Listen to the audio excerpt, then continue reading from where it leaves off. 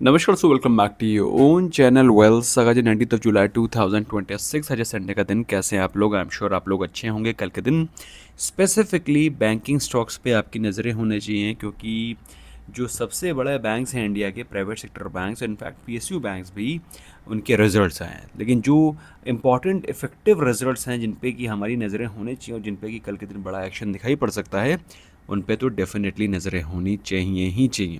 तो उनके चार्ट्स को भी स्टडी करेंगे, नंबर्स को भी स्टडी करेंगे और फंडामेंटल्स को भी टच अपॉन करने की कोशिश करेंगे। वीडियो बहुत इंपॉर्टेंट होने वाला है।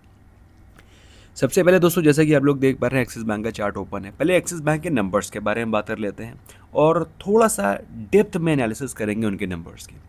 एक्सिस बैंक का जो प्रॉफिट है पिछले साल के कंपैरिजन में 23% ग्रो हुआ है, which is, let me tell you, decent number.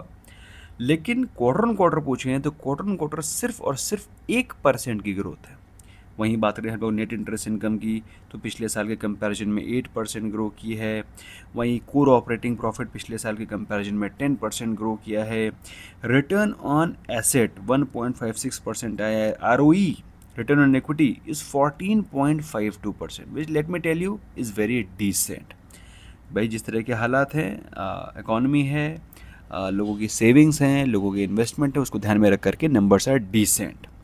Net interest margin जो आया है वो आया 3.46%, जो कि अगर आप देखें पिछले साल के कंपैरिजन में 0.34% डाउन है।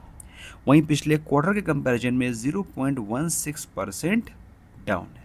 ओके, तो हमको ये जो मार्जिन है, मार्जिन फ्रंट पे हमको डेंट लगता हुआ दिखाई पड़ रहा है, तो इसको हम लोग साइड में करते हैं। अब हम लोग बात कर लेते हैं कि ओवरऑल बिजनेस कैसा ग्रो किया है, सेगमेंटल ग्रोथ या सेगमेंटल रेवेन्यू के बारे में बात करें तो जो एडवांसेज हैं, जिसको कि आप लोन भी बोल सकते हैं, वो पिछले साल के कंपैरिजन में 19% ग्रो हुए हैं। होम लोन्स पिछले साल के कंपैरिजन में 24% ग्रो किए हुए हैं। व्हीकल लोन्स पिछले साल के कंपैरिजन में 21% ग्रो किए हुए हैं। पर्सनल लोन पिछले साल के कंपैरिजन में 23% ग्रो किए हैं। होल सेल एडवांसेस 38% अप है। और बेसिकली ओवरऑल अगर आप देखें तो numbers are looking pretty decent. 20% की ग्रोथ हमको मेजॉरिटी ऑफ सेगमेंट में दिखाई पड़ रही है। लेकिन अब वहीं तो इशू है, अगर आप पिछले साल कंपेयर करें, अगस्त सितंबर में स्टॉक ट्रेड करा था 1000 रुपये के प्राइस पे। अभी कहाँ स्टॉक चल रहा है? 1300 रुपये के प्राइस पे। ऑलमोस्ट 30% से ज़्यादा स्टॉक ऊपर है as compare to last year.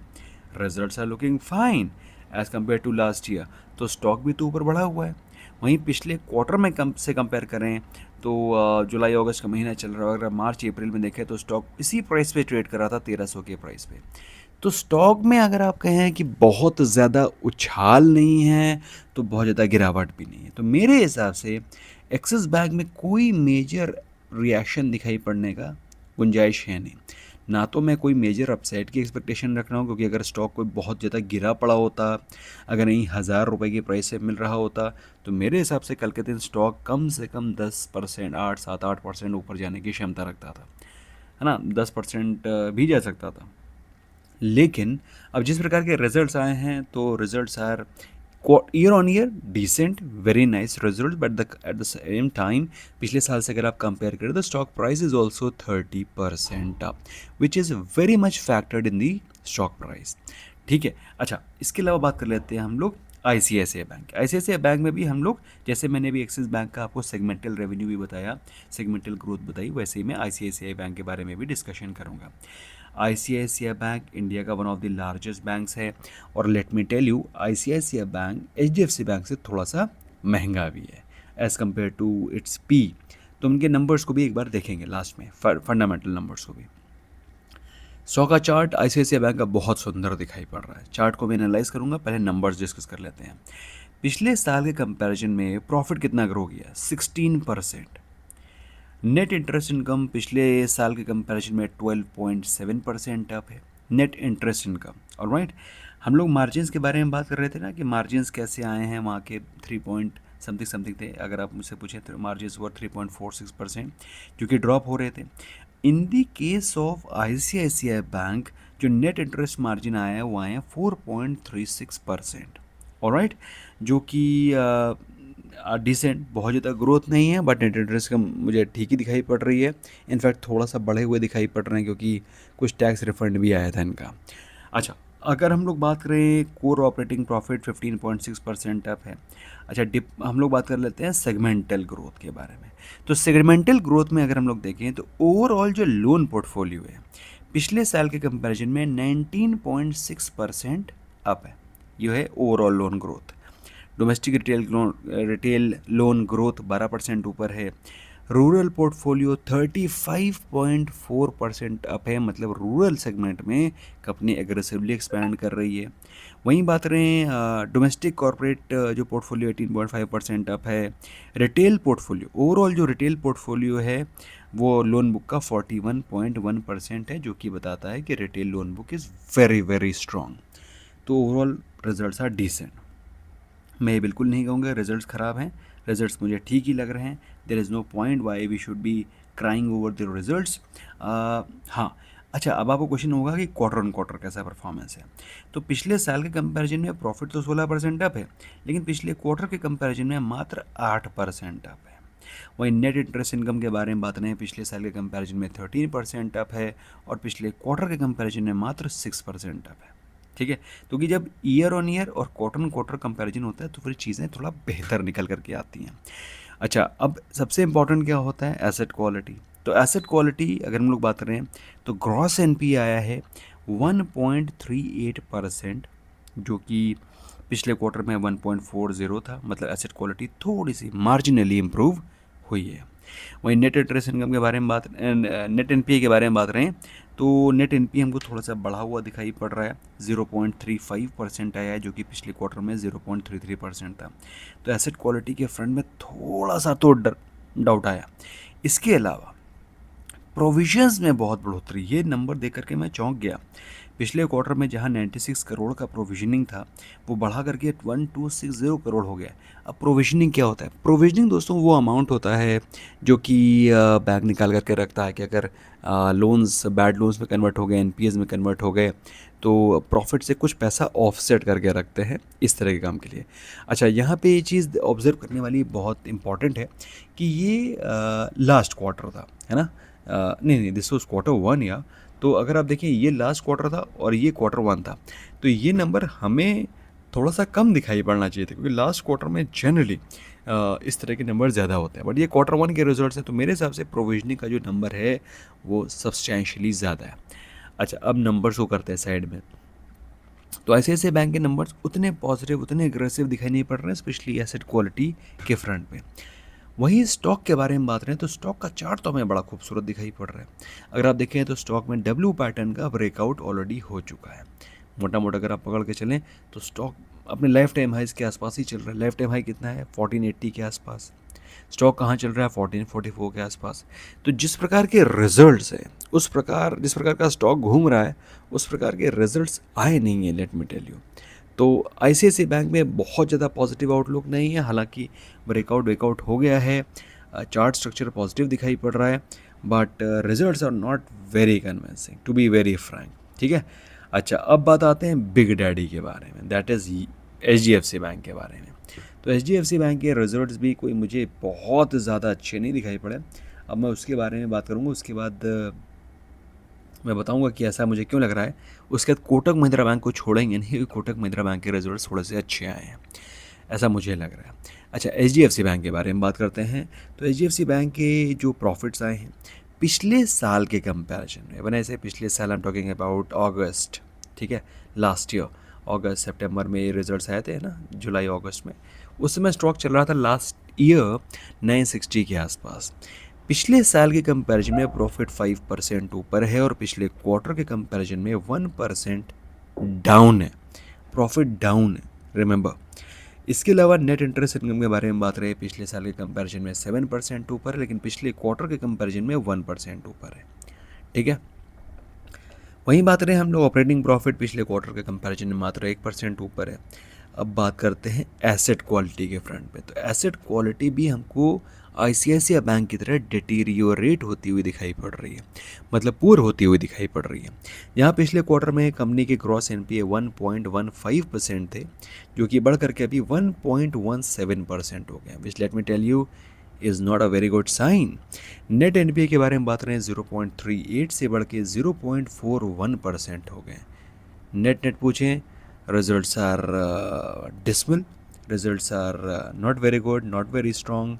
अच्छा, अगर आप पूछें नेट इंटरेस्ट मार्जिन के बारे में, हम लोग बात कर रहे थे ना, एक्सिस बैंक के 3.46% थे मार्जिन, यू रिमेंबर।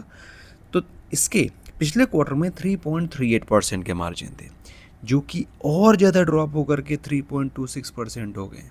अब आपको क्या पता चल रहा है रिजल्ट्स कैसे हैं? तो दोस्तों रिजल्ट्स ज़्यादा अच्छे नहीं हैं, बट द सेम टाइम अगर आप देखें तो स्टॉक पिछले साल 960 950 के प्राइस में ट्रेड कर रहा था और वहाँ से भी डिस्काउंट पे मिल रहा है। तो यहाँ से स्टॉक में कोई बहुत बड़ी गिरावट की एक्सपेक्टेशन मैं नहीं रख रहा हूँ। यस, अगर बाई चांस स्टॉक में गिरावट होती है and the stock again falls somewhere close to 760 780, I personally feel stock में एक स्ट्रॉन्ग डिमांड भी आ सकती है। You have to be mentally prepared, क्योंकि अगर स्टॉक गिरता है कम समय close to 760, I feel there can be an immense demand in the stock. तो मेरे हिसाब से थोड़ी सी गिरावट का वेट करना चाहिए और अच्छे डिप पे अराउंड 750 760 के आसपास अगर स्टॉक मिलता है, कल के दिन ही मिलता है या फिर अगले 1-2 दिन में, 1 हफ्ते में मिलता है, you should not be missing it. Last but not the least is Kotak Mahindra bank. अब कोटक महिंद्रा बैंक के रिजल्ट्स थोड़े से डिसेंट लग रहे हैं। अब ऐसा मुझे क्यों लग रहा है, अब उसको मुझे आप कमेंट सेक्शन में खुद बताइएगा कि रिजल्ट्स कैसे हैं और क्या चीज़ें मिस हो गई हैं, क्या चीज़ें ठीक रही हैं। अब मैं आपको दिखाता हूँ पहले तो प्रॉफिट्स। पिछले साल के कंपैरिजन में प्रॉफिट 26% ऊपर है। पिछले साल के कंपैरिजन में सभी ने जनरली अच्छे रिजल्ट्स ही पोस्ट किए हैं, except HDFC bank. HDFC bank का प्रॉफिट पिछले साल के कंपैरिजन में मात्र 5% बढ़ा है, बाकी सबने डबल डिजिट ग्रोथ दिखाई है। तो कोटक महिंद्रा बैंक का पिछले साल के कंपैरिजन में प्रॉफिट 26% ऊपर और पिछले क्वार्टर के कंपैरिजन में मात्र 2% था। मतलब पिछले क्वार्टर के में बहुत ही बुरी हालत रही है, मतलब कहीं किसी का भी ज़्यादा ग्रोथ हुई नहीं है, पर HDFC बैंक ने ज़्यादा ही लुटिया डुबोई है। नेट इंटरेस्ट इनकम के बारे में बात रहे, पिछले साल के कंपैरिजन में 9% के कंपैरिजन में 9% ऊपर है और पिछले साल के कंपैरिजन में, और पिछले क्वार्टर के कंपैरिजन में मात्र 1% था। ये बात हुई नेट इंटरेस्ट इनकम की। अच्छा, प्रोविजंस कोटक महिंद्रा बैंक ने भी बढ़ा लिए हैं, पिछले क्वार्टर के कंपैरिजन में 29% ऊपर है। मैं ICICI बैंक के बारे में बात नहीं कर रहा हूँ, जहाँ पे तो बहुत गुने बढ़ गया है। यहाँ 29% का ग्रोथ हमको प्रोविजन में दिखाई पड़ रहा है। अब बात करते हैं एसेट क्वालिटी की। If you talk about the asset quality, जो नेट NPA है वो 0.27% आया है, जो कि पिछले क्वार्टर में 0.25% था। ग्रॉस NPA में 2% का हमको ग्रोथ दिखाई पड़ रही है। नेट NPA भी 8% बढ़ गया है पिछले क्वार्टर के कंपैरिजन में। तो कुल मिला करके एसेट क्वालिटी के फ्रंट पे हमें कोटक महिंद्रा बैंक में भी दिक्कतें दिखाई पड़ रही हैं। ना लास्ट ईयर अगर आप जून जुलाई में देखें तो stock was trading the price of 400, है ना, मतलब पहले स्प्लिट बोनस सब हटाते हैं तो 2000 के प्राइस पे, वहाँ से भी स्टॉक ऑलमोस्ट उसी प्राइस पर चल रहा है। तो पिछले साल के कंपैरिजन में तो ठीक है, लेकिन पिछले क्वार्टर के कंपैरिजन में स्टॉक अच्छा खासा भाग चुका है। मैंने ऐसे अच्छा खासा, हम टॉकिंग अबाउट अराउंड 10% की जंप हमको दिखाई पड़ रही है। तो कोटक महिंद्रा बैंक के रिजल्ट्स तो ठीक है, बट एसेट क्वालिटी के फ्रंट पे हमको एक्सिस बैंक में भी पुअर वो दिखाई पड़ा है, ICICI बैंक में भी दिखाई पड़ा है, HDFC बैंक में तो लुटिया डुबोई है, और कोटक महिंद्रा बैंक में भी हमको एसेट क्वालिटी डैमेज होती हुई दिखाई पड़ी है। तो कहने का मतलब क्या है कि जो बैड लोन्स हैं, जो NPAs हैं, वो बढ़ते हुए दिखाई पड़ रहा है, which is not a very very healthy sign. Overall अगर आप मुझसे पूछें तो इन सभी मुझे थोड़े से एक्सिस बैंक और कोटक महिंद्रा बैंक के रिजल्ट्स ठीक दिखाई पड़ रहे हैं, क्योंकि ये स्टॉक भागे नहीं है। HDFC बैंक के रिजल्ट्स अच्छे नहीं हैं, but at the same time stock भी बहुत ज़्यादा भागा नहीं है। तो स्टॉक अगर गिरता है तो वहाँ पर इमीडिएट बाइंग आ सकती है। एक कोटक महिंद्रा बैंक को अगर आप देखें तो ये अपने एक चैनल के बहुत स्ट्रॉन्ग सपोर्ट पे है, और अगर यहाँ पर होता समय क्लोज टू 420 430 440 तो यहाँ पर मैं कहता कि गिरेगा, लेकिन यहाँ पर मुझे स्टॉक में सपोर्ट दिखाई पड़ रहा है। Things are looking pretty decent, I will not say very positive very aggressive, but मेरे हिसाब से इन सभी चारों बैंक्स पे आपकी नज़रें कल के दिन होनी चाहिए। ट्रेडिंग अपॉर्चुनिटी मिल सकती है, बाइंग अपॉर्चुनिटी मिल सकती है, जैसा मैंने आपको बताया regarding HDFC bank, like Kotak Mahindra bank. अगर ये बाई चांस फिर से आपको इस चैनल के बॉटम पे मिलता है, keep an eye, great opportunity it can be if you get this stock is somewhere close to 365 to 380। बहुत बढ़िया अपॉर्चुनिटी होगी, do not miss out. That's all from my side friend, thank you so very much. I hope this session was of some help to you. Do not forget to smash the like button and do share with your friends. Bye bye for now.